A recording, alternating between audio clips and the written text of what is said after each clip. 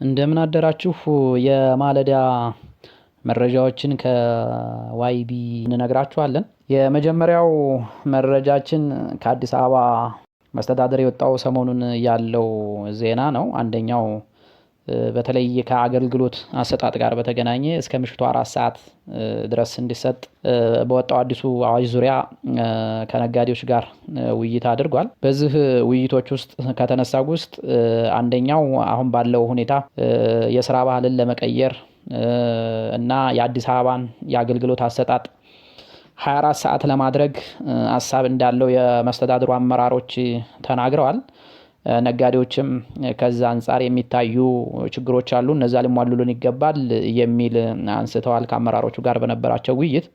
እንዳም ሆኖ በሂደት እያየን ችግሮችን እየቀረፍን እንሄዳለን። እስከ ምሽቱ 4 ሰዓት ድረስ የትራንስፖርት አገልግሎት እና የአገልግሎት ሰጪዎች ማለትም ባለሱቆች እና ሌሎች አገልግሎት የሚሰጡ አካላትም ጭምር ክፍት መሆን አለባቸው በሚል በውይይቶቹ አመራሮቹ አንስተዋል። በዚህ መሰረት ከመጋቢት 10 ጀምሮ ደንብ ወጥቶ ስራ ላይ እየዋለ ቢሆንም ደንብ ተጨማሪ የስነ ስርዓት ህጎች እስከሚወጡ ድረስ ላልተወሰነ ጊዜ ይራዘማል። እሱን ተግባራዊ የምናደርገው መመሪያዎችና ሌሎች ህጎችን ካወጣን በኋላ ነው ብለዋል። ስለዚህ አንደኛው መረጃችን እሱ ነው። ሁለተኛው መረጃችን ከዚሁ ከአዲስ አበባ በጎዳና ንግድ ላይ የተሰማሩ ዜጎችን ይመለከታል። በዚህም የጎዳና ንግድ ላይ የሚሳተፉት የአዲስ አበባ ከተማ አስተዳደር መታወቂያና ነዋሪዎች ብቻ መሆን አለባቸው የሚል ደንብ አውጥቷል የከተማው ካቢኔ። በዚህ መሰረት የጎዳና ንግድን ስርዓት ለማስያዝ በሚቀጥሉት ወራቶች የምዝገባ እናካሄዳለን።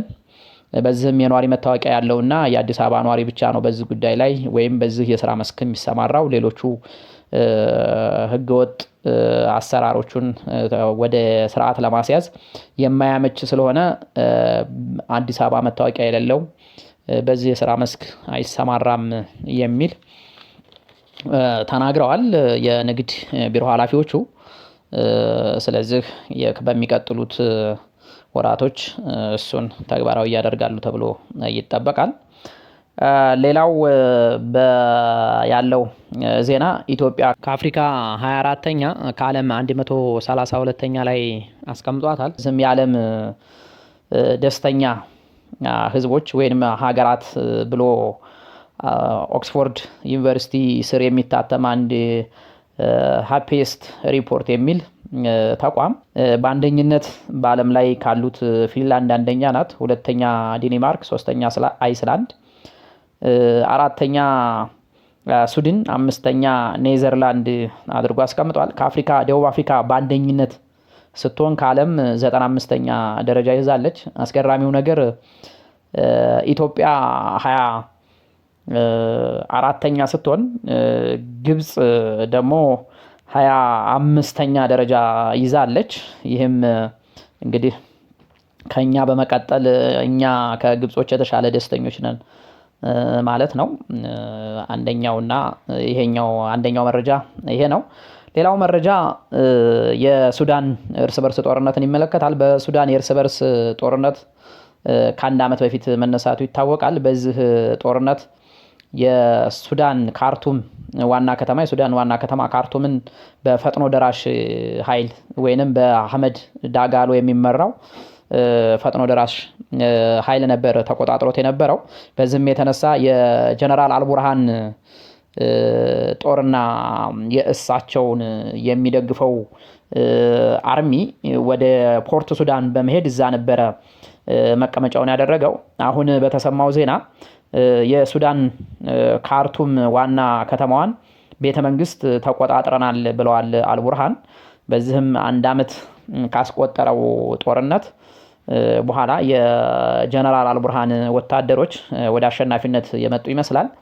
ይህ የሚሆነው አንዳንዶች እንደሚሉት በግብጽ ወታደሮችና በኤርትራ እንዲሁም በኢትዮጵያ ውስጥ በትግራይ ጦርነት በሰፊ ሲሳተፍ የነበረው ቲዲኤፍ የተባለው ታጣቂ ኃይል አብሮ ከአልቡርሃን ጋር እየወጋኝ ነው የሚል መግለጫ ከዚህ ቀደም የፈጥኖ ደራሹ አዛዥ ጀነራል አህመድ ዳጋሎ ወቀሳ አቅርበው ነበር።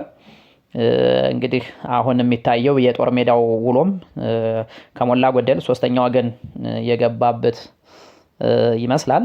አንደኛው መረጃችን እሱ ነው።